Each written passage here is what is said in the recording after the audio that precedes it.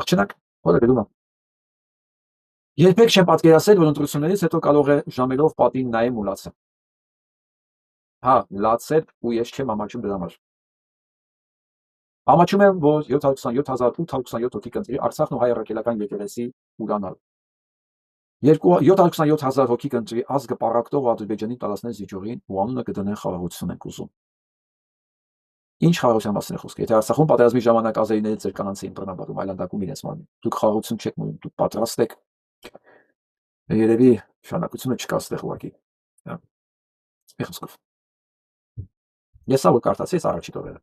Երիտասարդ աղջիկ ընտրությունից հետո նայում է պատին ու լացում է։ Ես հասկացա, թե ինչքան մենք մեղավոր ենք։ Մենք տղամարդիկս,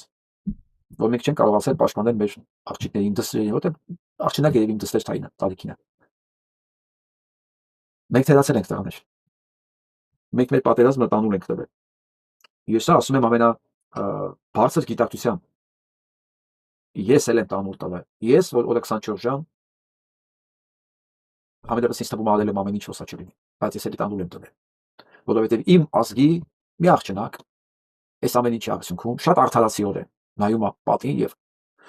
անճարությունից լացում է։ Դա կարա իմ աղջիկը լիներ, կարա ձեր աղջիկը լինի։ Վերջը մեր աղջիկն է, մեր բոլորի, ովքեր այս լադի վրա է, այս պատասխանատվությունը ունի իրավը։ Մենք չենք կարող մեր ազգի, մեր այգու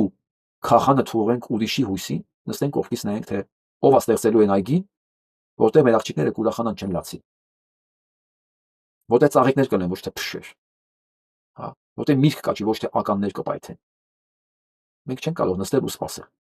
Այսօրվա ուղի եթերի ժամանակ ինձ հարցեր էին ու մեղադրանքներով ինձ Նինա Կարապետյանցին եւ ես կարդում էի. դուք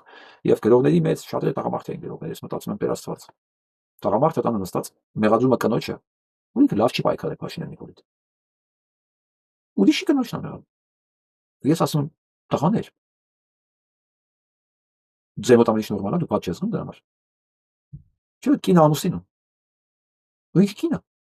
Այդ Եփանից հայ տղամարդու համար նորմ դառել բազմոցից մունատ գալ կնոջ վրա, դու լավ չես պայքարում։ Դա համար եմ ասում, մենք այնքան վերանայելու բաներ ունենք։ Այնքան բաներ կա, որ պետք է փոխվի։ Վերադառնանք մեր արմատներին։ Ընդհանրապես հիշենք, որ տղամարդը գերագույն գլխավոր պատասխանատուն է իր եւ իր միջավայրի։ Որ տղամարդը չի կարող եւ իրավունք չունի ուրիշից ակնկալելու մի բան, որ դա իր գործն է։ Որ տղամարդը անկախ իր պաշտոնից դիրքից իր տարածքի ինքը պահապանն է։ Եվ ելի հիշացնեմ այն կովկասյան ծերունու խոսքերը, կովկասցի, որն ասում էր ժողովուրդները վերանում են այն ժամանակ,